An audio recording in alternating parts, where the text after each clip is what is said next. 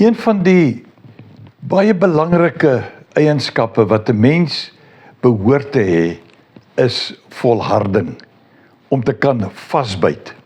En dit is baie interessant dat hierdie eienskap ook eintlik gekoppel is aan 'n belofte.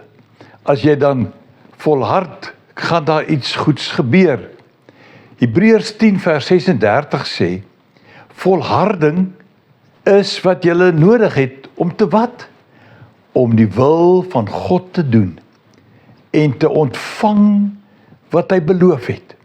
Met ander woorde, as ons kan vasbyt, as die omstandighede rondom ons nie laat gaan oorweldig nie, as ons nie gaan toelaat dat dinge wat rondom ons gebeur, ons negatief maak en ons van die pad af dwing nie, sal ons ontvang wat God beloof, en ons sal kom doen wat hy wil hê ons moet doen.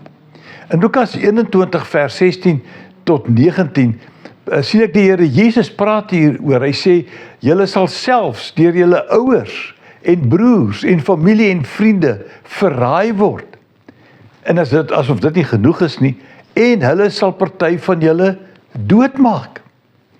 Vers 17 sê, en julle sal ter wille van my naam deur almal gehaat word, maar daar sal selfs nie eens 'n haar van julle kop afval nie. Deur julle volharding moet julle julleself red.